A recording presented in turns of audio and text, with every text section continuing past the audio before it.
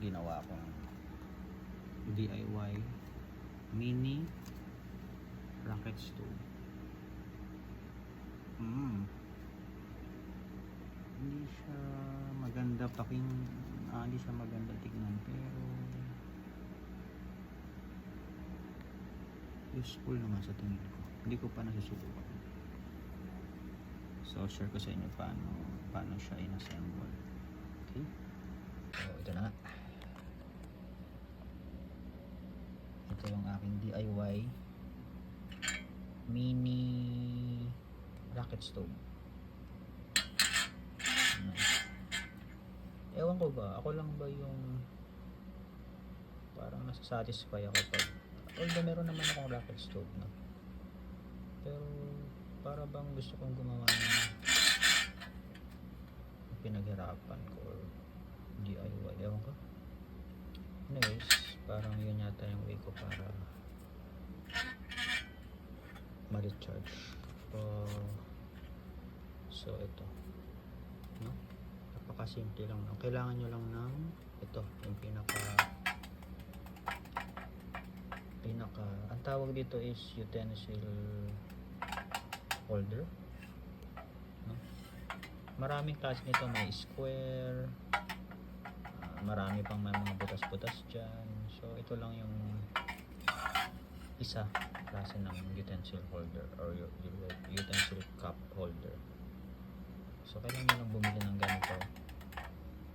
Yun, usually naman yung mga utensil holder is butas-butas na yung ilalim.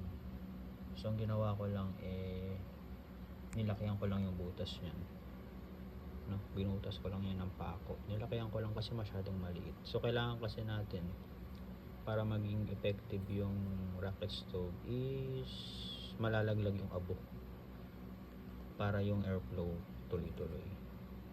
Tapos may airflow pa tayo dito. Yan. So malaking tulong yan para maganda yung buga ng abo. So yan, pag nakabili na kayo nun, kahit anong klaseng utensil holder, ang gawin nyo is biyakin nyo lang siya rito sa bandang baba, parang rocket stove, no?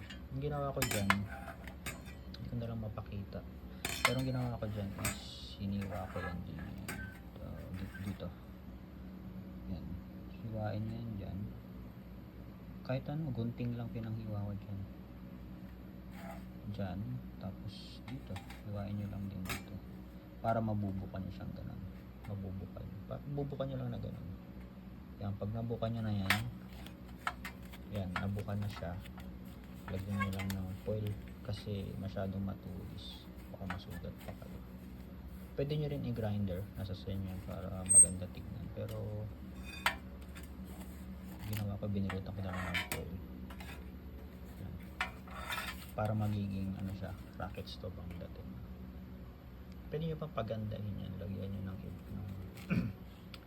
kung meron kayong extra panglagay dyan na stainless or kahit bakal, para magmukhang rocket stove mas maganda. Tapos weldingin nyo kung may pang welding kayo, or yung rivet nyo na lang dyan, pwede rin yun. Rivet ba tawag din yung yan. Pero kung ano kayo, yung parang nagmamadali, foil lang pwede na. Yan, balutan nyo lang ng foil dyan. Yan, ito lang medyo matrabaho dito kasi bibiyakin nyo siya ng actually saglit ko lang ito ginawa, wala pa yata isang oras, tapos na yan. Tapos putasin nyo rito, lakihan nyo. Tapos ang ginawa ko, nilagyan ko siya ng stand, 4 na stand. Yan, kasi kailangan meron siyang airflow dito sa ilalim, kasi pag wala, usually namamatay, mabilis mamatay ng apoy. So para double purpose, malalaglag yung abo, tapos papasok pa yung hangin dito sa ilalim, no? Ganun siya. Tapos ito pala yung ibabaw. Yan, nilagyan ko lang pala ng stand, tornilyo. Kahit pwede yan, kahit mas maganda pang ilagay nyo dyan na gawa nyo pa ng mas magandang stand, pero kung nagmamadali kayo yan, pwede na yan. Tapos i-bolt nyo lang dun sa ilalim. Yun o. Kita ba? Natatanggal to eh. Yan.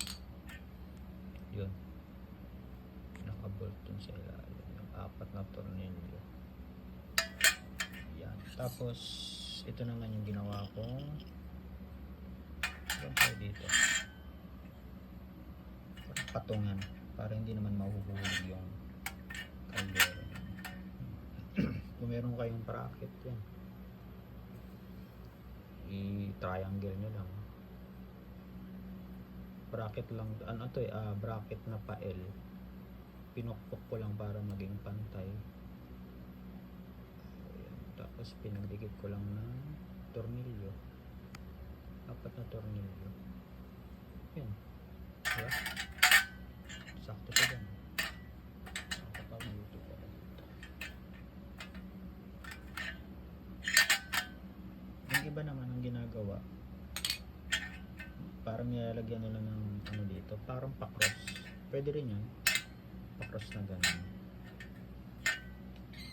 Ano ba tawag kasi dito sa ganito? Basta yung nilalagay dito, parang grill. Ganun. Pero naisip ko ito. Parang masyadong secure na secure siya. Baga walang tapon. Yan. DIY mini rocket stove.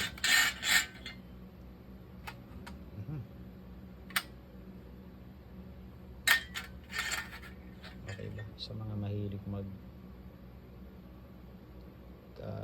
minimalist campers. Diba? Pwede ba? Surface purpose.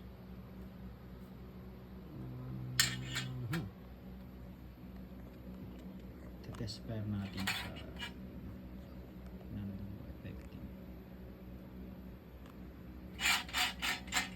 So yun lang. So nagkakuha kayo ng idea. Pangit siyang tingnan pero surface purpose. Okay? Ciao! Idiots!